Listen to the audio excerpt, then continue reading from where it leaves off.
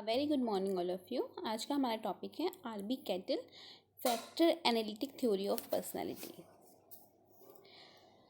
Factor analytic theory जो है वो हमारी ट्रेड थ्योरी का एक आउट ग्रोथ है, अपवर्धन है। फैक्टर एनालिटिक थ्योरी के जो मेन फाउंडर थे उसमें कैटल, आइजिंग और गिलफोर्ड का बेसिकली नाम आता है। और ये जो थ्योरी है बेसिकली दो अजम्पशंस पे बेस्ड है। पहला तो ये कि यह थ्योरी पर्सनैलिटी की डायमेंशंस में विश्वास रखती है, ना कि ट्रेट्स में। और इस थ्योरी का मेन अजम्पशन ये है कि व्यक्तित्व के जो वेरिएबल्स होते हैं, जो डायमेंशंस होते हैं, उनको समझने का सबसे अच्छा तरीका है स्टैटिस्टिकल टेक्निक, जिसको कि फैक्टर एनालिसिस भी कहा गया है।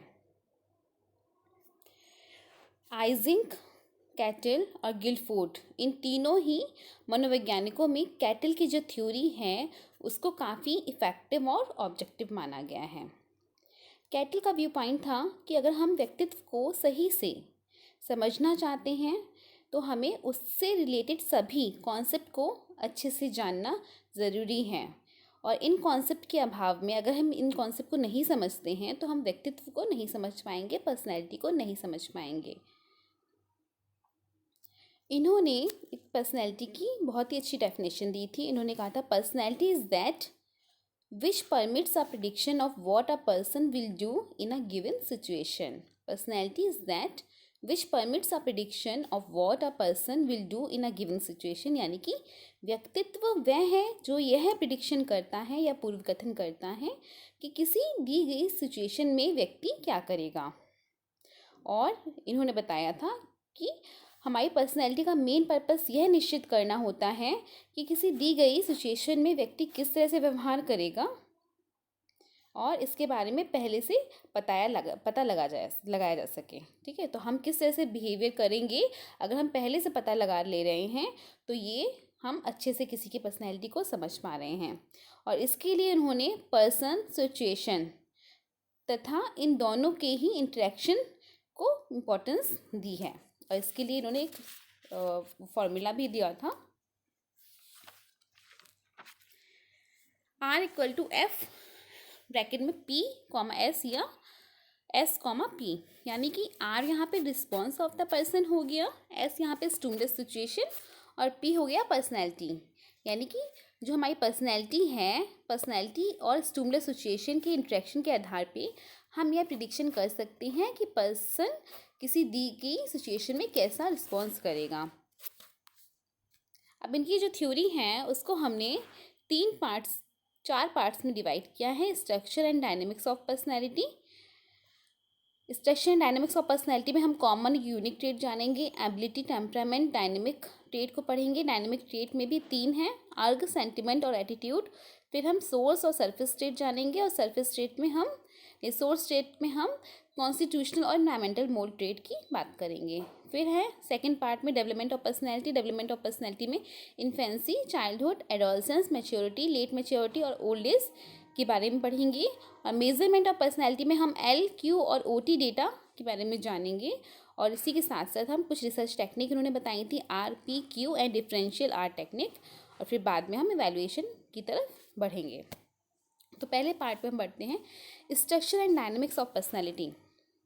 कैटल ने पर्सनैलिटी का जो स्ट्रक्चर है उसको इंटरप्रेट करने के लिए ट्रेट को ही इम्पोर्टेंस दी है।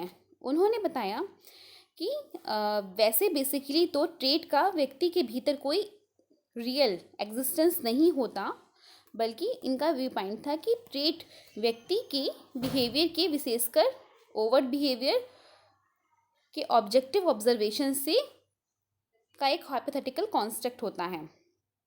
ठीक है, मतलब कि कैटल ने कहा कि बेसिकली हमारा जो ट्रेट है वो अपने आप में कोई एग्जिस्टेंस नहीं रखता, कोई रियल एग्जिस्टेंस नहीं है, लेकिन उसकी इम्पोर्टेंस तब बढ़ जाती है जब ट्रेट व्यक्ति के व्यवहारों यानी कि ओवर्ट बिहेवियर के ऑब्जेक्टिव ऑब्जर्वेशन से हाइपोथेटिकल कॉन्सेप्ट को निर्धारित करता है। इसी के साथ साथ कैटल ने जो ट्रेट है उसको 3 ढंग से डिफाइन किया था। पहला तो हम बात करेंगे कॉमन और यूनिक ट्रेट का। कॉमन ट्रेट वो ट्रेट होती हैं जो कम से कम या अधिक मात्रा में सभी व्यक्तियों में या एक संस्कृति के सभी व्यक्तियों में पाई जाती हैं। जैसे कि बुद्धि कम या अधिक मात्रा में सभी में पाई जाएगी, इसे कॉमन ट्रेट कहेंगे। ठीक है।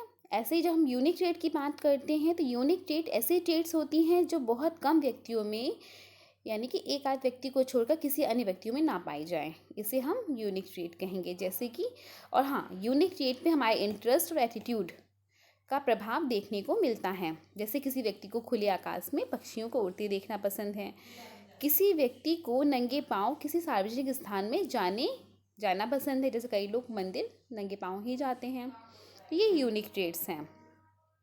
फिर कैटल ने इन ट्रेट्स को 3 और प्रकार से बांटा था, जिसे हम कहते हैं एबिलिटी, टेम्परामेंट और डायनेमिक ट्रेट। एबिलिटी ट्रेट वो बताती है कि किसी गोल तक पहुंचने के लिए हम कितनी सामर्थ्य से काम कर पाएंगे, कितने प्रभावी ढंग से हम कार्य कर पाएंगे। यानी कि एबिलिटी ट्रेट में हमारा क्या आ जाएगा, इंटेलिजेंस। अगर हम आपकी इंटेलिजेंस के बारे में जानते हैं तो हम बता पाएंगे आप किसी कार्य को कितनी अच्छी तरीके से कर पाओगे। ऐसे ही टेम्परामेंट ट्रेट जो होती हैं वो बताती है कि मतलब वो आपकी जनरल स्टाइल और टेम्पो के बारे में बताती हैं। ठीक है, आपका जो बिहेवियर है उसकी जनरल स्टाइल और टेम्पो के बारे में बताती हैं। इसको हम ऐसे भी कह सकते हैं कि ऐसी ट्रेट जो कि व्यक्ति को उसके लक्ष्य की ओर आगे बढ़ाती हैं। इसमें हमारे बिहेवियर की speed, energy level, emotional reactivity, ये सब आ जाएगा। फिर डायनेमिक ट्रेट उन मोटिवेशन से, मतलब डायनेमिक ट्रेट का मतलब उन मोटिवेशन से होता है जो व्यक्ति को के व्यवहार को गोल की ओर प्रोसीड करते हैं, आगे बढ़ाते हैं। ठीक है, पुल अप करते हैं। जैसे कि हमारा इंटरेस्ट और मोटिवेशन इसके अंदर आएगा। फिर हम बात करते हैं डायनेमिक ट्रेट को और आगे बताया है कैटल ने। इसको उन्होंने 3 पार्ट में और बांटा है, अर्ग, सेंटिमेंट और एटीट्यूड में। अर्ग जो है, अर्ग वर्ड हमारे ग्रीक भाषा के एर्गॉन से बना हुआ है, जिसका अर्थ होता है कार्य या एनर्जी। कैटल के अकॉर्डिंग अर्ग सभी तरह के बिहेवियर के लिए एक एनर्जी सोर्स होता है और ये इन्नेट होता है और यह एक तरह का कॉन्स्टिट्यूशनल सोर्स ट्रेट है। कैटल ने फैक्टर एनालिटिक स्टडी के आधार पर 11 तरह के अर्गों की एक सूची दी थी, जिसमें curiosity, sex, gregariousness, protection, self assertion, security, hunger, anger, disgust, appeal, self submission, ये सब आता है। फिर हम बात करते हैं सेंटिमेंट की। सेंटिमेंट एक तरह का इन्वायरमेंटल मोल्ड ट्रेट है, यानी कि सेंटिमेंट की जो उत्पत्ति है वो एक्सटर्नल सोशल फिजिकल इफेक्ट से होती है। अब हम बात करें अगर अर्ग की और सेंटिमेंट की, तो हम बात करेंगे कि यहाँ पे जो ऊर्जा होती है, यानी कि जो हमारा अर्ग है और सेंटिमेंट, दोनों के द्वारा ही ह्यूमन के बिहेवियर को मोटिवेशन मिलती है, लेकिन फिर भी दोनों में डिफरेंस है। अर्ग जो होता है इन्नेट है और कॉन्स्टिट्यूशनल एलिमेंट इसमें पाया जाता है, यानी कि परमानेंट स्ट्रक्चर होता है इसका। ये कमज़ोर हो सकता है या पहले से अधिक मजबूत भी हो सकता है। लेकिन जो सेंटिमेंट है एक तरीके से एक्वायर्ड है, लर्निंग है और समय बीतने पर व्यक्ति इसको भूलता जाता है। यह व्यक्ति की ज़िंदगी से पूर्णतः समाप्त हो सकता है या बिल्कुल भी समाप्त नहीं भी हो सकता। ये कभी कभी बहुत इम्पोर्टेंस रखता है, कभी कभी हमारे सेंटिमेंट्स इम्पोर्टेंस नहीं भी रखते हैं। नेक्स्ट बात करते हैं एटीट्यूड की। तो एटीट्यूड का मतलब है व्यक्ति का किसी क्षेत्र, वस्तु या अन्य व्यक्ति में दिखाई गई अभिरुचि या इंटरेस्ट से। ठीक है, और इस तरह की अभिरुचि की अभिव्यक्ति को हम ओवर्ट बिहेवियर के रूप में देख सकते हैं। कैटल ने आर्ग, सेंटिमेंट और एटीट्यूड के संबंधों का वर्णन एक विशेष प्रक्रिया के द्वारा किया है, जिसे हम सब्सिडिएशन कहते हैं। सब्सिडिएशन एक ऐसी प्रक्रिया है जिसमें आर्ग, सेंटिमेंट और एटीट्यूड एक दूसरे के हेल्पर के रूप में कार्य करते हैं, अर्थात एक दूसरे को पावर देते हैं। एटीट्यूड सेंटिमेंट का सब्सिडरी होता है जो अर्ग के सहायक के रूप में कार्य करता है। अब देखो फिगर ये इसलिए बनाया गया है, इसमें दिखाया गया है कि जो अर्ग है, सेंटिमेंट है और एटीट्यूड है, इसमें इन तीनों के आपसी संबंधों को दिखाया जा रहा है और इसको, इस जाल को, ये जो जाल नेट बना हुआ है, इसको डायनेमिक लैटिस कहते हैं। फिर नेक्स्ट बात करते हैं तीसरा जो क्लासिफिकेशन है। कैटल ने पर्सनैलिटी ट्रेट्स को 2 और भागों में बांटा है, जिसे सोर्स और सरफेस स्टेट कहते हैं।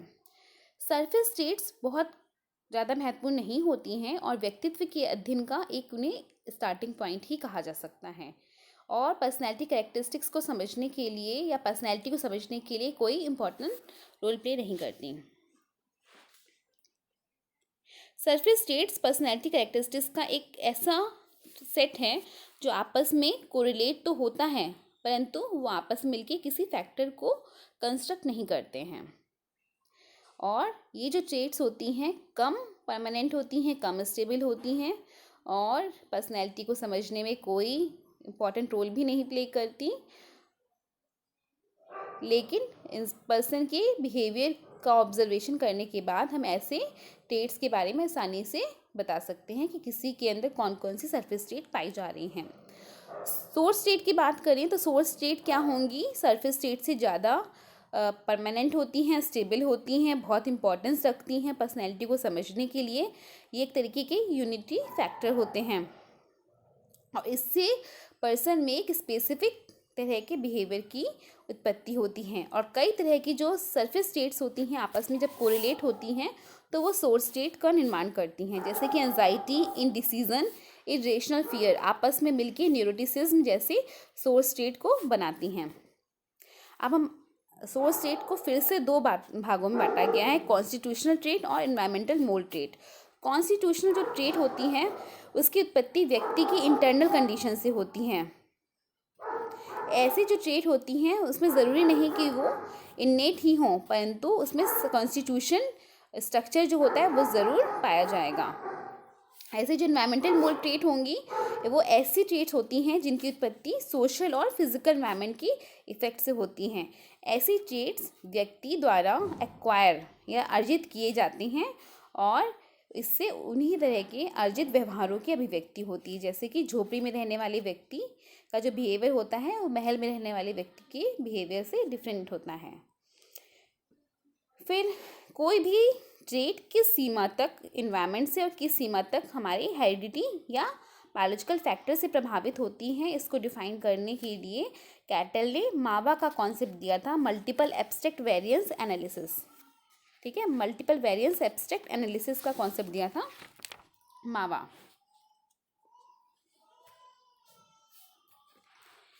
फिर नेक्स्ट हम बात करते हैं सेकंड पार्ट की, डेवलपमेंट ऑफ पर्सनैलिटी या स्टेजेस ऑफ डेवलपमेंट की। कैटल ने पर्सनैलिटी को या पर्सनैलिटी के डेवलपमेंट को अच्छे से समझने के लिए 6 स्टेजेस बताई हैं, जिसमें सबसे पहला आता है इन्फेंसी की स्टेज। ये जो स्टेज होती है वो जन्म से लेकर 6 साल की आयु तक की होती है।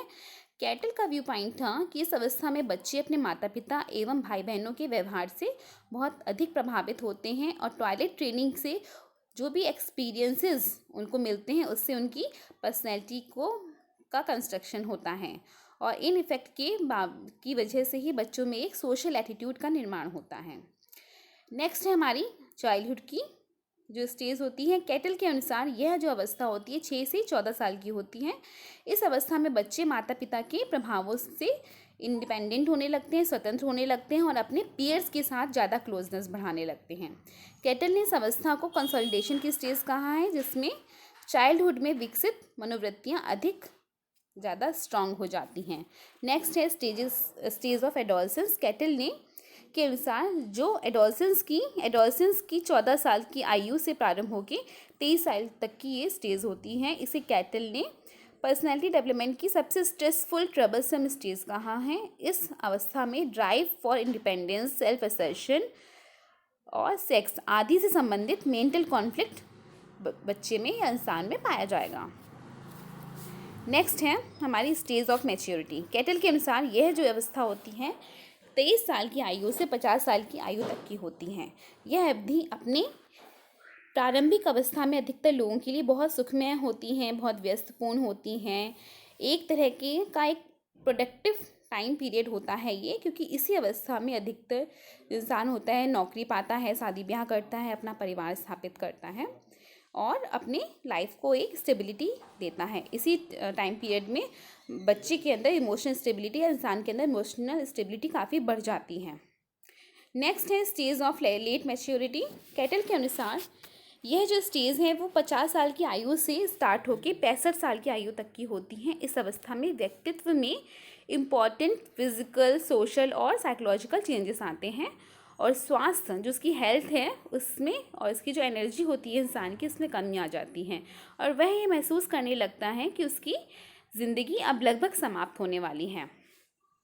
और क्या करता है, साथ ही साथ वो अपने मूल्यों यानी कि इम्पॉर्टेंट वैल्यूज़ को फिर से ऑब्जर्वेशन करता है। तो कई बार आपने सुना होगा, आपके घर में अगर ग्रैंड पेरेंट्स हैं या पेरेंट्स हैं तो वो कहते हैं कि मैंने अपनी लाइफ में ये नहीं कर पाया, अगर ऐसा किया होता तो ज़्यादा अच्छा होता। स्टेज ऑफ ओल्ड एज की बात करें तो यह जो स्टेज है वो 65 ईयर की आयु से लेकर मृत्यु तक की अवस्था होती है, जहां व्यक्ति को कई तरह की परिस्थितियों के साथ एडजस्टमेंट करना पड़ता है, जिसमें पति या पत्नी की मृत्यु, संबंधियों एवं दोस्तों की मृत्यु, नौकरी छूट जाना, सोशल स्टेटस में कमी आ जाना, असुरक्षा की भावना की प्रबलता होती हैं। तो ये हमारी स्टेजेस थी। यहाँ पे बस नाम थोड़ा डिफरेंट है, बाकी वही हैं। ये जो डेवलपमेंटल स्टेजेस हैं इसमें वही है बात। इसके बाद बात बताई थी कैटल ने कि कहाँ तक कोई ट्रेट या पर्सनैलिटी डेवलपमेंट पे कहाँ तक हेरिडिटी का और कहाँ तक एनवायरनमेंट का इफेक्ट पड़ता है। इसको जानने के लिए मावा का अप्लाई किया गया था, मल्टीपल एब्स्ट्रैक्ट वेरिएंस एनालिसिस का। ठीक है, अब हम बात करते हैं रिसर्च एंड मेजरमेंट की। जिस स्टैटिस्टिकल मेथड द्वारा कैटल ने पर्सनैलिटी ट्रेट्स को मापने की कोशिश की उसको फैक्टर एनालिसिस कहा गया और इससे बहुत सारे सब्जेक्ट्स के डेटा इकट्ठे किए गए और इस उद्देश्य की पूर्ति के लिए 3 तरह की मापनियों से आंकड़ों को कलेक्ट किया गया। और ये 3 तरह की मापनी क्या थी?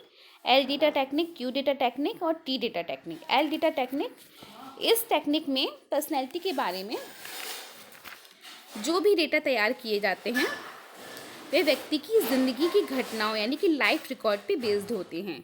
इस टेक्निक द्वारा पर्सनैलिटी मेजरमेंट में व्यक्ति के व्यवहारों को ऑब्जेक्टिव सिचुएशन में ऑब्जर्वेशन किया जाता है और डेटा को कलेक्ट करते हैं। ठीक है, ये एल डेटा टेक्निक है, लाइफ रिकॉर्ड से संबंधित है।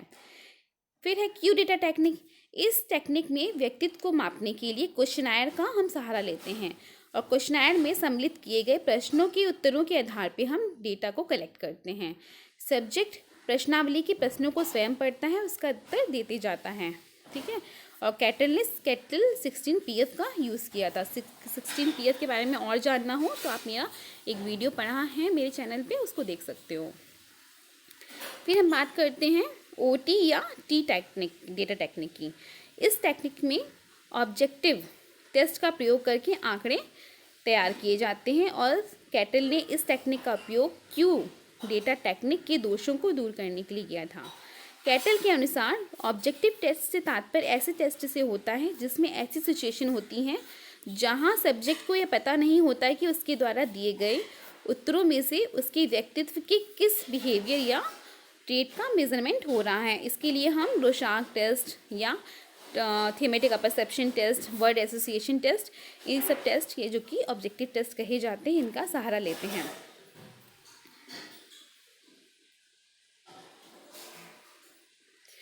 यहाँ पे हम 4 टेक्निक्स और बताते हैं, 4 और रिसर्च टेक्निक दी थी जिसमें फैक्टर एनालिसिस में डेटा को कलेक्ट करते हैं। इसमें R technique, P technique, Q technique, differential R technique की बात की थी हम लोगों ने।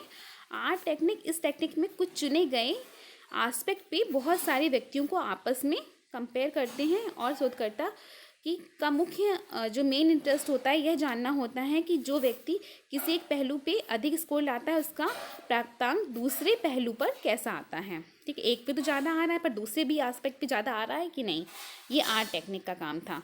पी टेक्निक में, इस टेक्निक में विभिन्न परिस्थितियों में व्यक्ति के स्कोर्स की हम कंपेरिजन करते हैं। क्यू टेक्निक में, इस टेक्निक में व्यक्तित्व के डिफरेंट एस्पेक्ट पर 2 व्यक्तियों के स्कोर्स के बीच में कोरिलेशन हम ज्ञात करते हैं। ऐसे जो डिफरेंशियल आर टेक्निक थी, यह टेक्निक आर टेक्निक का एक विकसित या डेवलप फॉर्म है। इसमें व्यक्तियों के एक समूह पर विभिन्न परिस्थितियों या समूह पर डेटा इकट्ठे किए जाते हैं और उनमें होने वाले चेंजेस को आपस में कोरिलेट किया जाता है। फिर है इवैल्यूएशन ऑफ कैटल की थ्योरी का। इसमें 3 ही चीज़ें हैं, 3 ही चीज़ें मतलब पॉजिटिव में हैं। इसको हम कह सकते हैं कि कैटल का जो थ्योरी है बहुत इफ़ेक्टिव है, बहुत इंपॉर्टेंट है, जैसा कि हम सब ने अभी पढ़ा, क्योंकि इस थ्योरी का जो मेन बेस है वो एम्पिरिकल डेटा है। कुछ साइकोलॉजिस्ट ने कैटल की जो थ्योरी है उसको इसलिए भी अप्रिशिएट किया है क्योंकि इन्होंने अपने सिद्धांत में फैक्ट एनालिसिस जैसे कॉन्सेप्ट या स्टैटिस्टिकल टेक्निक का प्रयोग किया है, जिससे इनकी थ्योरी में ऑब्जेक्टिविटी आ गई है। कैटल की जो थ्योरी है उसका जो रिसर्च वैल्यू है वो इसलिए भी बढ़ गई है क्योंकि इसमें इन्होंने सोर्स स्टेट जैसे कॉन्सेप्ट को डाला है। अब इसमें कुछ भाई नेगेटिव पॉइंट्स भी हैं। गोल्डबर्ग ने कैटल की जो पर्सनैलिटी थ्योरी है इसको क्रिटिसाइज़ करते हुए कहा कि इन्होंने अपनी थ्योरी में पर्सनैलिटी स्ट्रक्चर की होल डोमेन पर ध्यान केंद्रित करने की कोशिश की है, जिसकी वजह से इस थ्योरी में डिस्टिंक्टिवनेस की कमी है और विश्वास के साथ पर्सनैलिटी के स्ट्रक्चर के बारे में हम प्रिडिक्शन नहीं कर सकते। और हॉल ने भी कैटल की थ्योरी को क्रिटिसाइज़ किया। उन्होंने कहा कि व्यक्तित्व के सिद्धांत में सिद्धांत एवं जो प्रयोग हैं उसमें अंतर दिखाई नहीं पड़ रहा है। जो कैटल की पर्सनैलिटी थ्योरी है उसमें थ्योरी और एक्सपेरिमेंट में हम कोई डिफरेंस नहीं देख पाते हैं। आलपोर्ट ने इनकी थ्योरी को क्रिटिसाइज़ करते हुए बोला था कि यह एक ऐसी टेक्निक है जिसमें मात्र एक एवरेज पर्सनैलिटी को ही हम स्टडी कर सकते हैं, बाकी किसी खास पर्सनैलिटी का हम डेप्थली स्टडी नहीं कर सकते हैं। आलपोर्ट ने कैटल की जो पर्सनैलिटी थ्योरी है इसकी आलोचना इसलिए भी की है कि उन्होंने कहा कि कहाँ पे एम्पिरिकल मेथड और कहाँ पे हम डेटा को देखते हैं ये यहाँ पे अच्छे से पता नहीं चल पा रहा। यानी कि कैटल ने अपनी थ्योरी में यह सुझाव दिया कि व्यक्तित्व के अगर हम पहलू को जानना चाहते हैं तो पहले हम क्या करें, एम्पिरिकल मेथड का सहारा लें और फिर हम डेटा कलेक्ट करें। लेकिन आलपोर्ट का कहना था कि इसको हम रिजेक्ट करते हैं, पहले हमें डेटा इकट्ठा करना चाहिए और फिर उसके बाद हमें एक एम्पिरिकल ढांचा या स्ट्रक्चर बना लेना चाहिए और फिर वैलिडिटी की जांच की जानी चाहिए। ठीक है, तो ये इवैल्यूएशन था इनकी थ्योरी का। तो ये हो गई हमारी पूरी थ्योरी। तो बहुत ज़्यादा बढ़ा के देखोगे तो बहुत बड़ी नज़र आएगी आपको। इसमें बस ये जानना है कि इनकी थ्योरी बेसिकली क्या कह रही है और इसका फॉर्मूला आपको याद होना चाहिए कि पर्सन किसी गिवन सिचुएशन में कैसा बिहेव करेगा, ये आपको पता होना चाहिए। इस पे कैटल ने फोर्स डाला है और फिर इनकी थ्योरी को हमने 4 पार्ट में डिवाइड कर दिया है। पहले पार्ट में structure and dynamics of personality, जिसमें आपको कॉमन और यूनिक ट्रेट के बारे में जानना है। एबिलिटी, टेम्परामेंट और डायनेमिक ट्रेट के बारे में जानना है। डायनेमिक ट्रेट में आपको अर्ग, सेंटिमेंट और एटीट्यूड की बात करनी है। फिर सोर्स और सरफेस ट्रेट की बात करनी है। सोर्स ट्रेट में 2 ट्रेट हैं, कॉन्स्टिट्यूशन और एनवायरमेंटल मोल्ड ट्रेट, और यहीं पे आपको मावा की बात कर देनी है। फिर development of personality second part है, जिसमें आपको infancy, childhood, adolescence, maturity, late maturity और ओल्ड एज के बारे में बताना है। नेक्स्ट थर्ड पार्ट में आपको मेजरमेंट ऑफ पर्सनैलिटी यानी कि LQOT डेटा की बात करनी है। फिर जो और टेक्निक इन्होंने दी थी RPQ और डिफरेंशियल आर टेक्निक, इसके बारे में भी बताना है थोड़ा सा। नेक्स्ट आप इवैल्यूएशन ऑफ कैटल थ्योरी बताओगे। तो ये आपकी थ्योरी हो गई। आप लोग को इसको अच्छे से स्टडी करना है। ये ग्लॉसरी मैंने दी है, इसमें भी आप इसकी टर्मिनोलॉजी पढ़ लीजिए अच्छे से ताकि आपको याद रहे। और ये थ्योरी सिर्फ BA में नहीं, MA में भी काम आएगी, इवन होल लाइफ में काम आएगी। थैंक यू सो मच बच्चों।